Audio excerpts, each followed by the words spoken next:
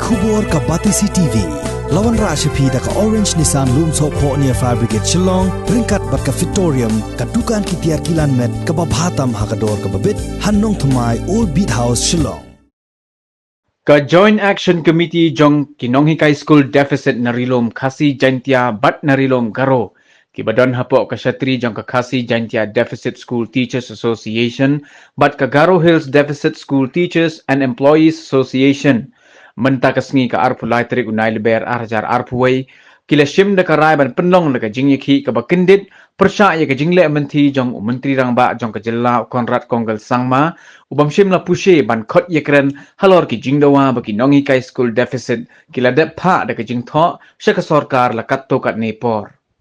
ka chairperson jong ka Joint Action Committee ka kong Susan Saim habay yekren bat kilat pathay khubor kalaong baka jingalang kabalalong dangshen hadun noy harilom Garo Hills kala shim da ka rai ban penlong ya ka jingyaki ka bakindit hagani ka kenti ka bamenta kad baka sarkar kadangyay le menti ya ki jingdawa Di nakalian jongi deficit kumalong menta nadu hi opal tunri hadu hi secondary bat higher secondary we are united bat menta ngani tu fi ibabun kinohikai primary mapi hi primary kim khot deficit kata kade ki jinga yi primary wala kade ka juga sistem bagi penenkam yang i deficit ndai ki penenkam dektin non government school kata kade ki jinga yungi ki primary ki penenkam yang i deficit dakan non government school kat ban nadu opal primary tatan ki khot deficit ti yang i rukasem jinga ba naman we are deficit ki dari ha apa kan non government school what lang enjoy same mo benefit like deficit ndai kumalong menta mila ya in persang manja keleng kali kasih jentian pas karo dah but right from the primary level up to the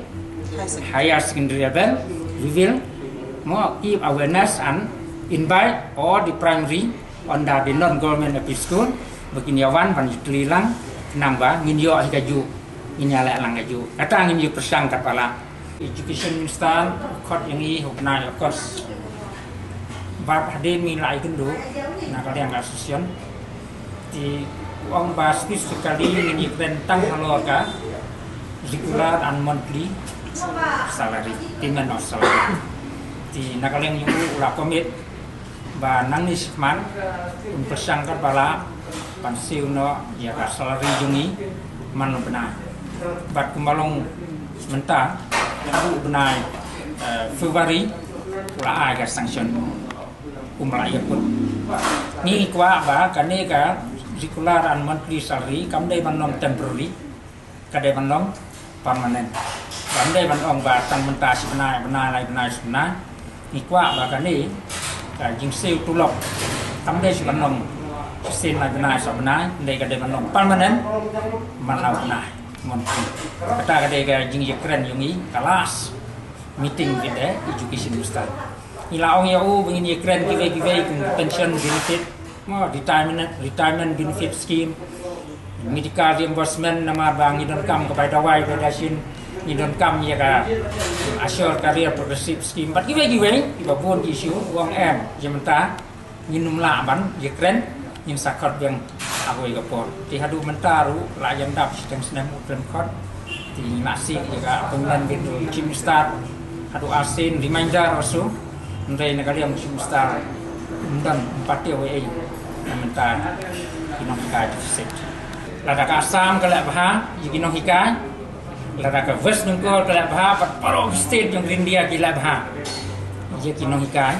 why not here in Miklaya ai ba prime minister untip